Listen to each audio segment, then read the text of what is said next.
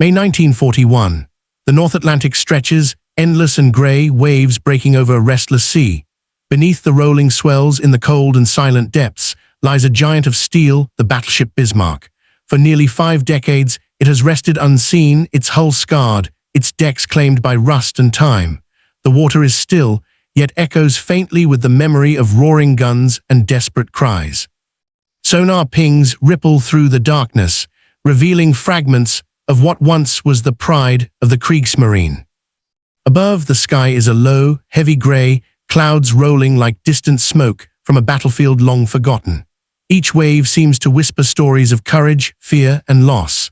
The Atlantic holds secrets that no human eye has fully witnessed, the final moments of men clinging to life, orders shouted over the roar of cannons, and a ship that defied a navy and became legend.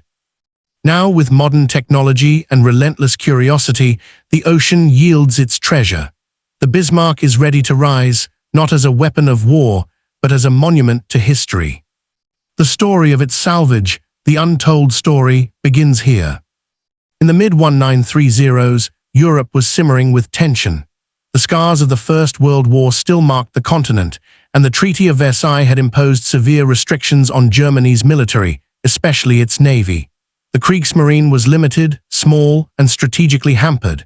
Yet beneath these restrictions, a vision was taking shape, a fleet capable of challenging Britain's naval dominance in the Atlantic.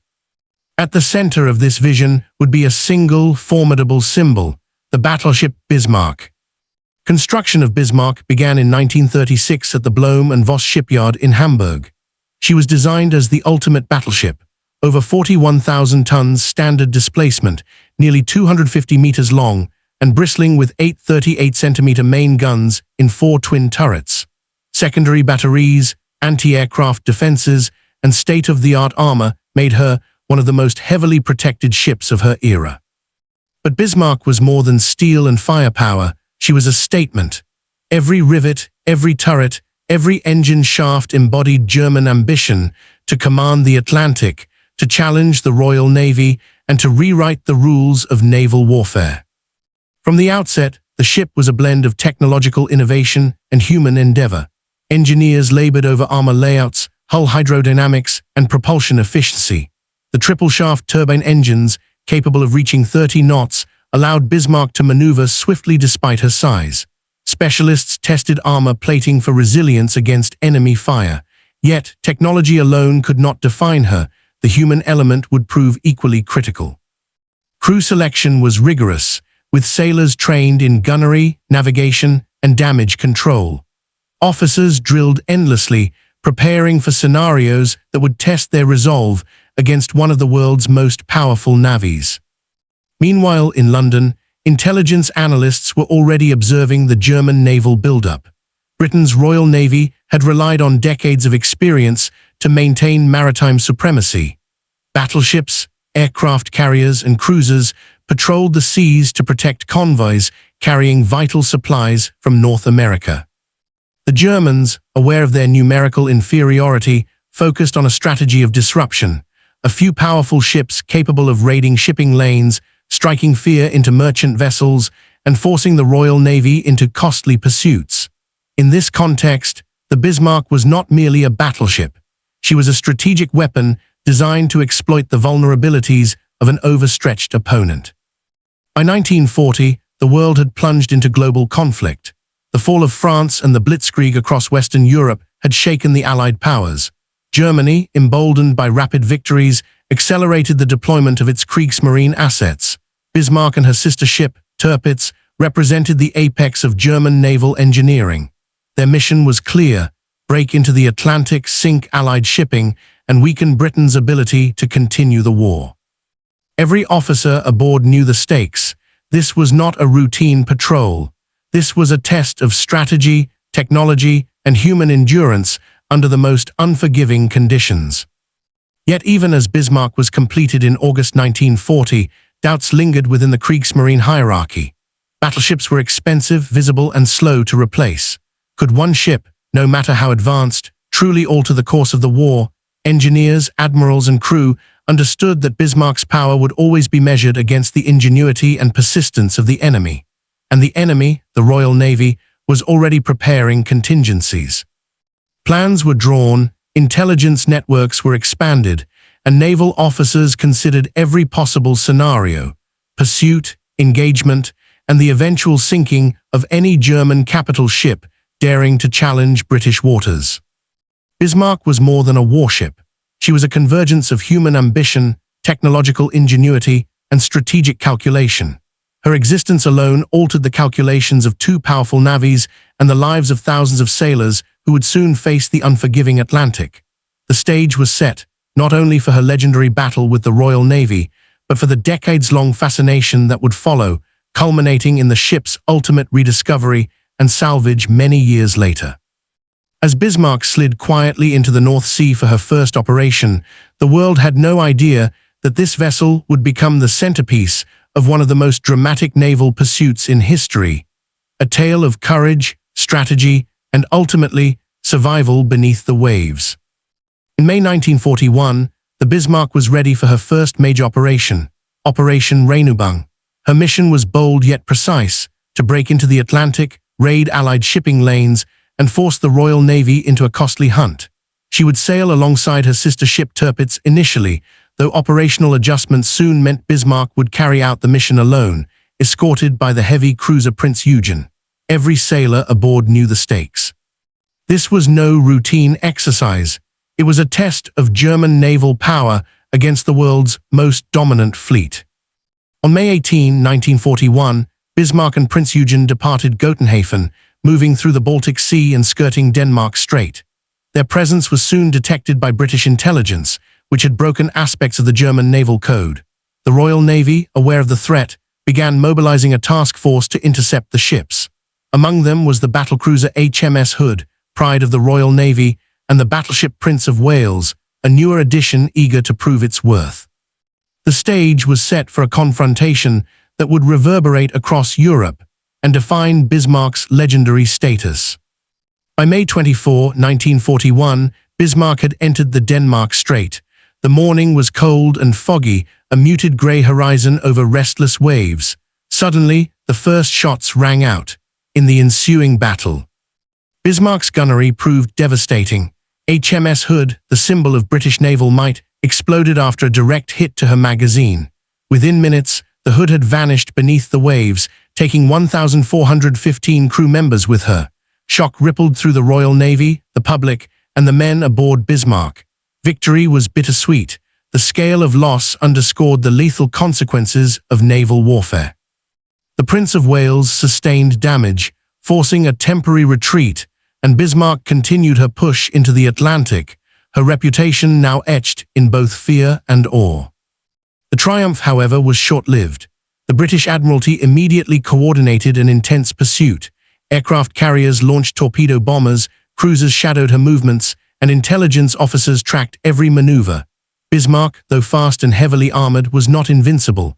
Her fuel supply was finite, her engines strained, and the Atlantic's expanse offered both freedom and peril. German command understood that one mistake could be fatal. The tension among the crew was palpable. Every sighting of smoke on the horizon could mean an approaching enemy force, and every mechanical fault could be catastrophic. Despite her size and power, Bismarck faced relentless harassment. British reconnaissance aircraft located her on May 26, and torpedo bombers attacked from multiple directions. The hits slowed her speed and compromised her steering, turning what had been a strategic breakout into a desperate race for survival. Orders were issued on the bridge and in the engine rooms with grim efficiency. Crewmen worked tirelessly to contain fires, repair damage, and keep the ship moving. Yet the ocean was unforgiving, and the Royal Navy was determined to exact revenge for the loss of Hood. Human stories during this chase highlighted courage and endurance. Sailors braved flooded compartments to maintain power. Gunners manned weapons despite exhaustion. Officers maintained discipline, balancing fear with duty. Across the Atlantic, Royal Navy crews faced their own pressures. The pursuit required coordination over vast distances, continuous communication under threat of counterattack, and the psychological weight of tracking a formidable adversary who had already claimed one of Britain's greatest warships. By the night of May 26-27, Bismarck's course led her toward the waters off northwestern France, where she would face the culmination of her mission and the wrath of the Royal Navy. Her crew, though exhausted, remained steadfast, aware that survival depended on skill, strategy, and the relentless spirit that had carried her from the shipyard to the open sea. The Atlantic was now a chessboard of steel and fire, and every decision could spell triumph or tragedy. The prelude to Bismarck's sinking was more than a tale of ships and battles. It was a convergence of strategy, human endurance, and technological might. It set the stage for an intense, multifaceted examination. The angles of human experience, tactical genius, technological innovation, and leadership that would define this legendary pursuit. For the men aboard the Bismarck, the Atlantic was both a workplace and a crucible. Sailors faced the constant roar of engines, the vibration of massive guns, and the unforgiving cold that seeped through even the thickest uniforms. Long watches at the helm or in the engine room were punctuated by bursts of panic when enemy ships appeared on the horizon or torpedo alarms blared. The human experience was defined not only by fear, but by camaraderie, the unspoken bond between men who knew that survival depended on precise coordination and trust. Life below deck was claustrophobic. Steel corridors carried the smell of oil and gunpowder, interspersed with the metallic tang of blood after battle. Crewmen labored tirelessly to keep machinery operational. Fire and flooding were constant threats. Yet, amidst the tension, moments of quiet humanity appeared. Letters written to loved ones, shared meals, and whispered reassurances between friends. These human threads wove a fabric of resilience, shaping how the Bismarck could operate under extreme pressure. The men were acutely aware that their ship's survival and their own lives were intertwined, and each decision they made carried irreversible consequences. Tactically, Bismarck was a weapon of both deterrence and destruction. The Kriegsmarine designed her to exploit gaps in Allied naval formations and threaten transatlantic supply lines. Every movement was calculated: the speed of approach, the angle of engagement, and the use of secondary cruisers for screening. Admirals weighed the ship's offensive potential against the risk of exposure to larger forces. During Operation Rheinübung, German commanders leveraged intelligence reports, weather conditions, and night maneuvers to evade the Royal Navy. In the Denmark Strait, the initial engagement showcased the effectiveness of Bismarck's gunnery and armor. Tactical precision allowed the ship to deliver devastating blows while sustaining relatively minor damage, a testament to both engineering and operational planning. Yet the Atlantic was unpredictable. Even the most carefully orchestrated maneuvers could be undone by a single miscalculation, mechanical failure, or chance encounter with enemy forces. The tactical narrative of Bismarck is thus inseparable from the unpredictability of the sea and the resourcefulness of her crew. Bismarck represented the pinnacle of naval engineering in the early 20th century. Her armor belt was over 320 millimeters thick, designed to withstand direct hits from battleship-caliber shells. Her main battery of 8 38-centimeter guns could fire shells over 36 kilometers, capable of breaching any contemporary armor. Triple-shaft turbines generated over 150,000 horsepower, giving her a top speed of 30 knots, remarkable for a ship of her size. Radar and fire control systems allowed precise targeting, even in fog or poor visibility. Yet technological innovation was a double-edged sword. The very systems that made Bismarck formidable also required constant maintenance and skilled operation. Even minor failures could reduce her combat effectiveness. Her size, while a protective advantage, made her visible on radar and difficult to maneuver in confined waters. Airborne threats, particularly torpedo bombers, exploited weaknesses that raw firepower could not counter. The technological narrative of Bismarck illustrates the interplay between human skill, mechanical innovation, and environmental factors, and foreshadows the limitations that would contribute to her eventual downfall. These first three angles, human, tactical, and technological, establish the foundation for understanding Bismarck not just as a ship, but as a convergence of people, strategy, and innovation. The narrative naturally transitions to the remaining perspectives: leadership, enemy response, and moral considerations, which will deepen the complexity of this historical episode. At the heart of Bismarck's mission was Admiral Gunther Lütjens, a man defined by discipline and unwavering focus. Lütjens' orders were precise, his demeanor calm under pressure and his vision clear: execute Operation Reinübung, inflict maximum disruption on Allied shipping, and if necessary, avoid engagement until conditions were favorable. Alongside him, Captain Ernst Lindemann, commanding officer of the ship itself, balanced technical expertise with human leadership. He understood the importance of morale, and even in the chaos of battle, he maintained a composed presence that reassured his crew. Leadership aboard Bismarck was a blend of authoritarian command and situational judgment. Officers were expected to act decisively in the absence of orders, yet always within the framework of Lütjens' strategy.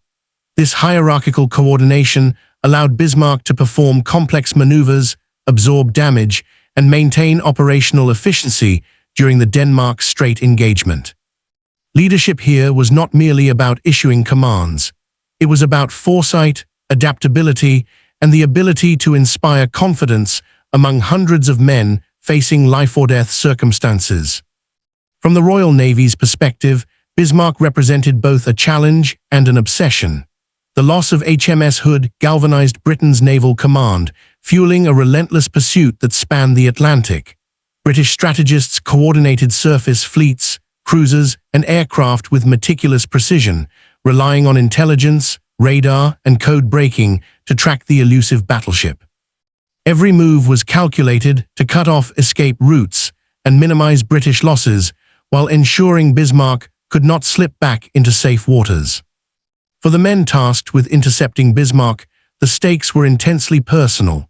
Many had seen the destruction wrought by her guns and understood that hesitation could be fatal.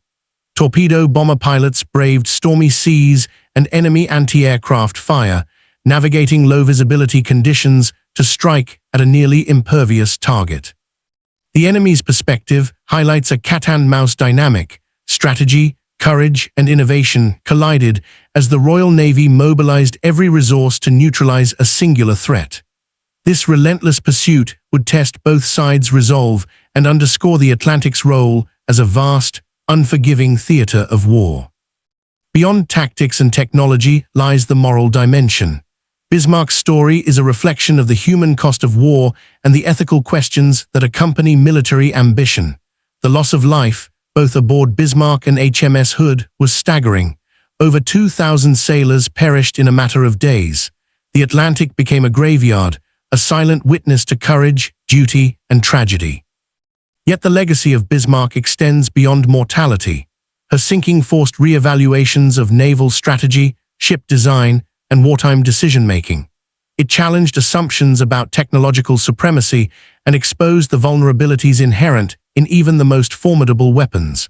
For historians and salvagers alike, Bismarck embodies the intersection of human ambition, engineering prowess, and the merciless realities of combat.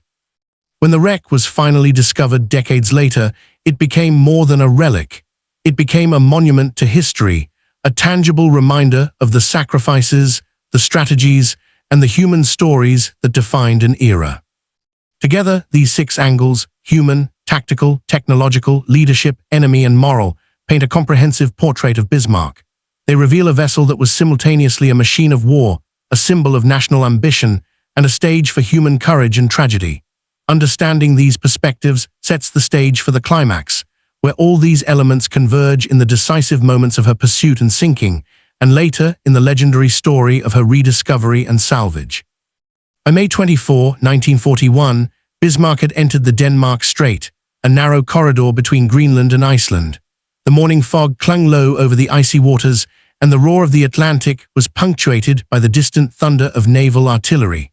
The Royal Navy had positioned its ships to intercept, most prominently the battlecruiser HMS Hood and the new battleship Prince of Wales. Tension aboard Bismarck was palpable.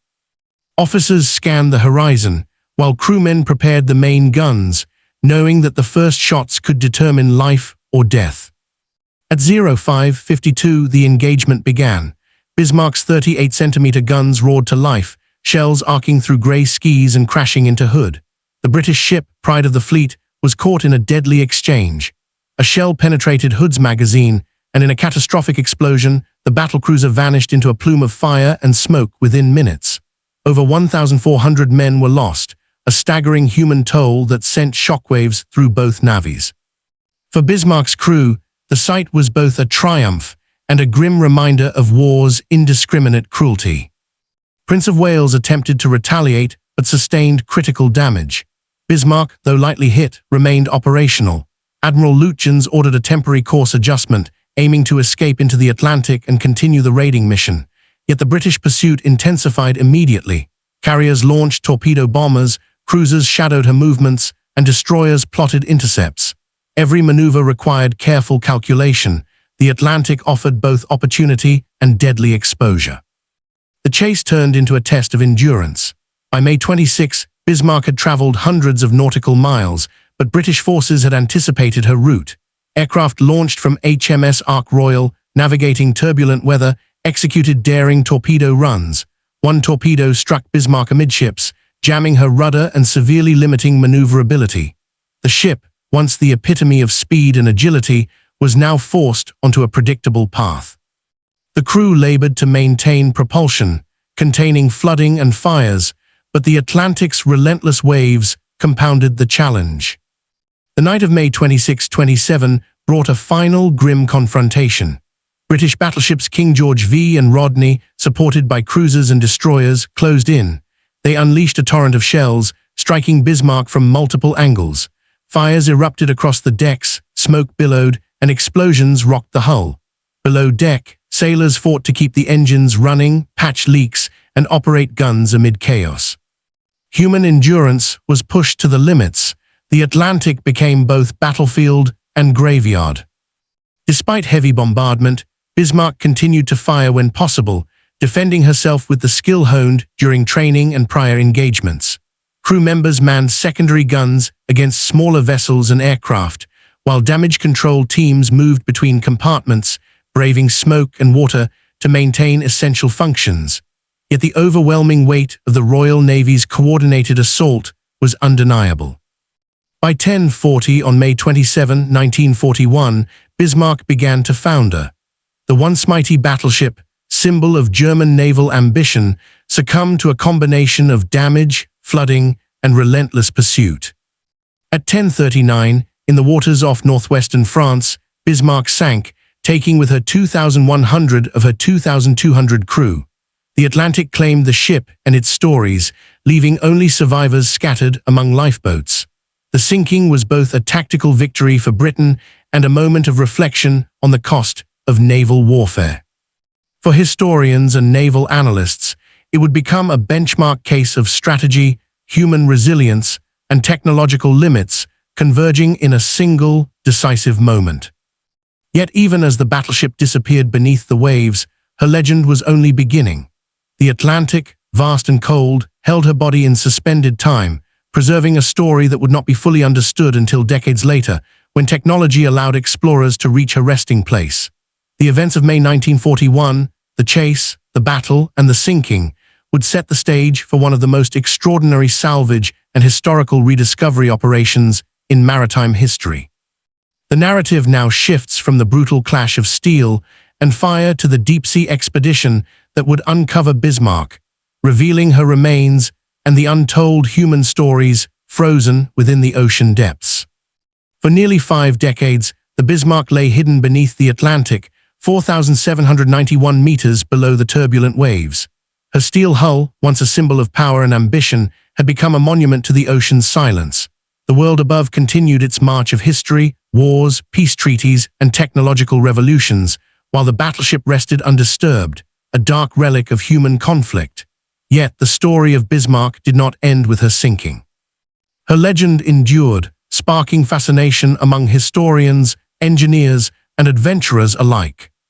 The breakthrough came in 1989, when the American oceanographer Dr. Robert Ballard, famed for discovering the wreck of the Titanic, led an expedition to locate Bismarck. Using advanced remote-operated vehicles, ROVs, and deep-sea sonar, Ballard and his team scanned the Atlantic floor methodically. Sonar pings revealed anomalies, outlines of a massive hull, twisted and scarred, but unmistakably the Bismarck. The first images captured the imagination of the world, a ghostly giant lying prone, partially buried in sediment, yet hauntingly intact in shape. Underwater, the wreck told its own story. The bow and stern were heavily damaged, confirming historical accounts of naval bombardment and torpedo hits. Rust had claimed the superstructure, while marine life had begun to colonize every surface. Photographs and video revealed details that textbooks could only hint at: broken gun turrets, torn decks, and the remnants of crew areas frozen in time.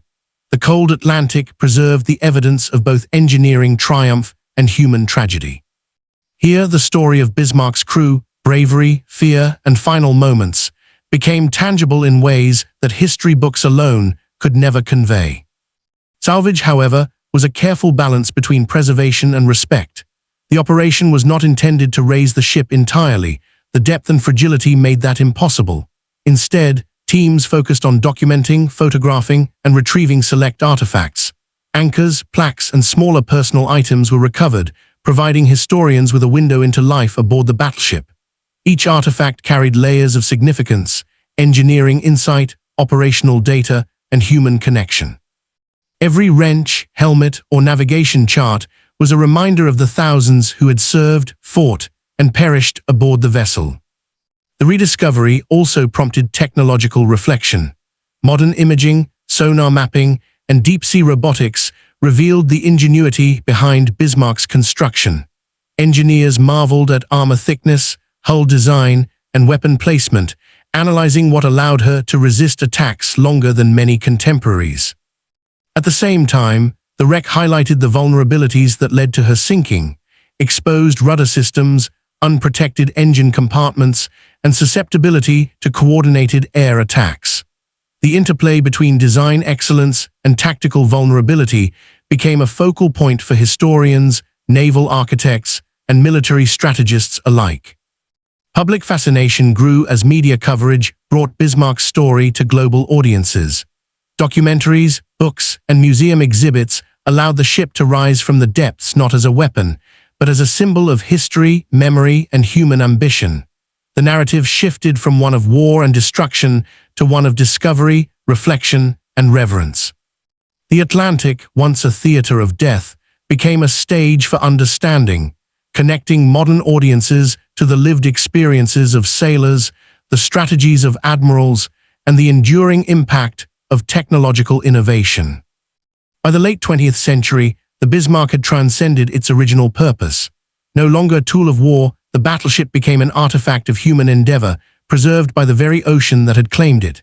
Its salvage, partial, meticulous, and respectful, allowed the world to witness history in situ, transforming myth into tangible evidence. The Atlantic's silence spoke volumes, echoing with stories of courage, strategy, loss, and resilience. The rediscovery and salvage of Bismarck closed a chapter of suspense and speculation, yet it opened a new narrative, one of remembrance, technological insight, and the enduring power of history to connect the past with the present. From the icy chaos of 1941 to the sonar-lit darkness of 1989, Bismarck's journey embodies the convergence of human ambition, technological innovation, and the relentless passage of time. The stage is now set to explore the aftermath, the consequences of Bismarck's mission, sinking, and rediscovery, both immediate and long-term, for navies, historians, and the collective memory of the world. The sinking of Bismarck on May 27, 1941, sent shockwaves through both the Kriegsmarine and the Royal Navy. For Germany, the loss was profound. The Bismarck had been the pride of the fleet, a symbol of naval ambition and technological prowess. Its destruction meant not only the loss of a powerful warship, but also the near-total loss of her crew. Over 2,100 men perished. Survivors, only a handful, were rescued by British ships and taken as prisoners of war. The human cost was staggering, leaving families, comrades, and the German naval command to reckon with the magnitude of the tragedy. Strategically, the immediate consequences were significant. The Kriegsmarine lost its most advanced battleship, weakening its ability to challenge British control of the Atlantic. Planned raids on merchant shipping were cancelled, and confidence in Germany's surface fleet waned. The loss also prompted internal scrutiny. High Command questioned whether deploying Bismarck into the Atlantic with limited support had been a strategic miscalculation. Operational lessons emerged quickly. Even the most formidable ship could not survive unescorted in hostile waters, particularly when air support and intelligence were combined against her. For the Royal Navy, the sinking of Bismarck was both vindication and relief. The destruction of HMS Hood had been a national shock. The pursuit of Bismarck became a matter of honor and morale. The successful engagement demonstrated Britain's ability to coordinate massive naval operations across vast distances. Surface vessels, aircraft carriers, and reconnaissance units had worked in concert, using intelligence and tactical ingenuity to neutralize a threat that had once seemed untouchable. The victory bolstered confidence in naval command and showcased the importance of combined arms operations, a principle that would continue to shape British strategy throughout the war. On the human level, the aftermath was a blend of triumph and sorrow. Survivors of Bismarck carried the weight of loss and trauma. British sailors reflected on the lives lost on both sides, recognizing the extraordinary courage of their adversaries. Across the Atlantic, media coverage of the events emphasized heroism, strategic brilliance, and the sheer scale of the battle. Reports detailed the relentless pursuit, the precision of Bismarck's guns, and the eventual overwhelming force required to sink her. Civilians and military personnel alike were reminded of the human cost embedded in every naval encounter. The sinking also had immediate operational consequences in the Atlantic theater. With Bismarck eliminated, Allied convoys could traverse previously threatened routes with reduced risk. Germany's naval strategy had relied heavily on such capital ships to disrupt supply lines, and their absence shifted the balance of power. Submarine warfare would continue, but the psychological impact of losing Bismarck, a ship that had captured global attention, reinforced the vulnerability of even the most advanced surface vessels. Moreover, the aftermath highlighted the evolving nature of naval warfare. Air power, reconnaissance, and coordinated multi-ship tactics proved decisive, signaling a shift away from the battleship-centric doctrine that had dominated prior decades. Bismarck's loss underscored a key lesson: technological superiority alone could not guarantee survival, and strategy had to adapt to the realities of intelligence, aircraft, and modern naval coordination. Yet even in defeat, Bismarck's legacy endured. Her sinking became a case study in naval warfare, cited in training manuals, analyzed in strategy rooms, and memorialized in public memory. The immediate aftermath was a crucible of reflection for both sides, a lesson in the costs of ambition, the demands of courage, and the relentless unpredictability of war at sea. The narrative of loss, strategy, and heroism naturally extends into the long-term consequences, from historical memory to technological insights and the eventual rediscovery and salvage of the wreck. Beyond the immediate shock of May 1941, the sinking of Bismarck left enduring ripples through naval strategy, history, and public imagination. For historians, the battle became a defining example of the strengths and limits of capital ships in modern warfare.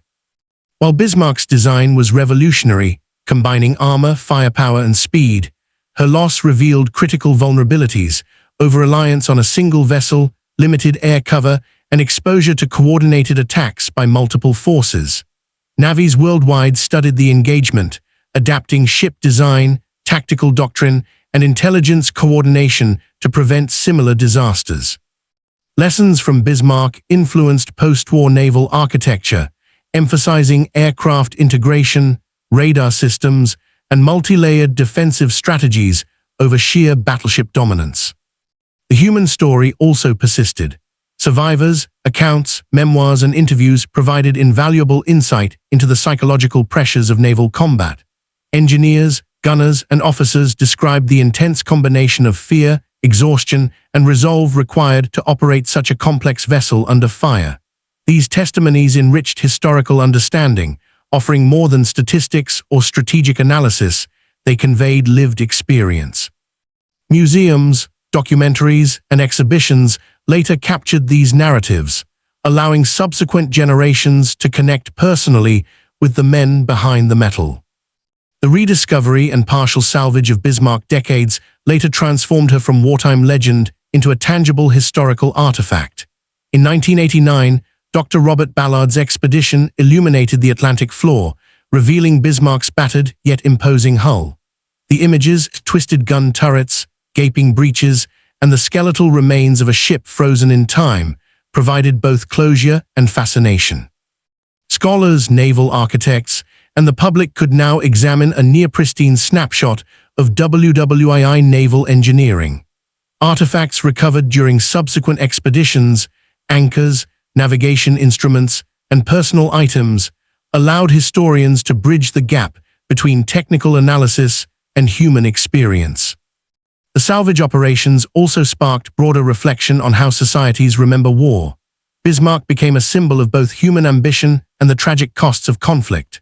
Her story embodies technological ingenuity, operational daring, and the consequences of strategic miscalculations. Unlike ships lost to history, the Bismarck allowed direct engagement with the past, offering lessons in design, decision-making, and the endurance of human stories beneath the waves.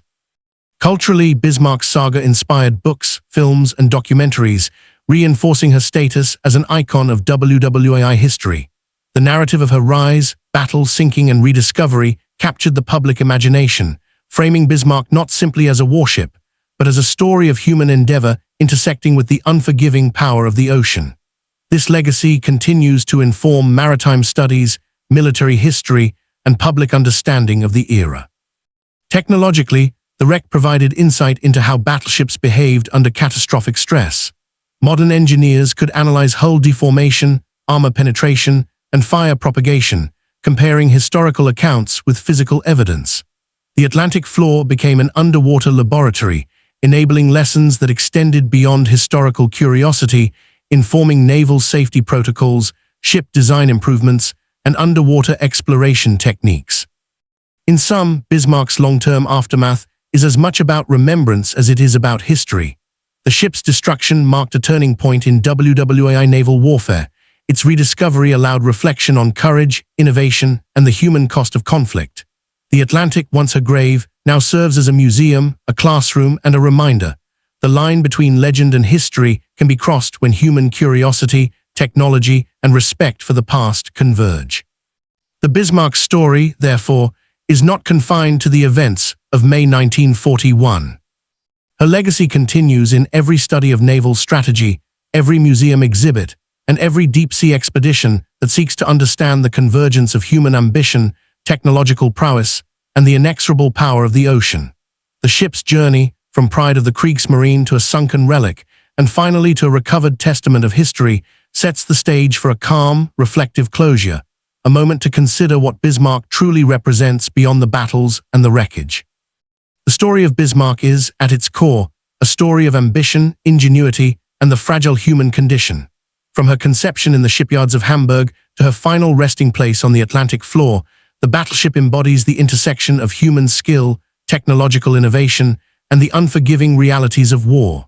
She was conceived to dominate the seas, yet even her unparalleled firepower could not defy the coordinated resolve of an enemy determined to end her reign. Beneath the waves, Bismarck remains a silent witness to both human triumph and tragedy. The echoes of orders shouted across decks, the courage of sailors facing death, and the catastrophic consequences of strategy and miscalculation are frozen in time, preserved by the cold, unyielding Atlantic. Her rediscovery decades later reminds us that history is not only written in books or archives, but also etched into the world itself, in steel, in rust, in the ocean floor that cradles the past. There is a quiet lesson in her story. Bismarck illustrates the limits of even the greatest human creations. She demonstrates that technological power, tactical brilliance, and disciplined leadership are always bound by the unpredictable forces of nature, chance, and human error. Yet she also celebrates human courage, the resilience of crews, the ingenuity of engineers, and the determination of those who sought to understand and preserve her legacy. In contemplating Bismarck, one is reminded that history is both immediate and enduring. The battleship was a weapon of war, a harbinger of destruction, and now a monument to memory. The salvage operations, the photographs, the artifacts, and the stories of those who served aboard her bridge the gap between past and present. They invite reflection on ambition, sacrifice, and the timeless dialogue between humanity and the forces it seeks to control. Bismarck rises from the ocean not as a weapon, but as a testament. She is a reminder of the human drive to innovate, the courage to endure, and the importance of remembering the lives and choices that shaped our world. In the end, her story is not simply about a battleship, nor about a war. It is about humanity itself, tested, fragile, and indelibly connected to the oceans of history she now rests within.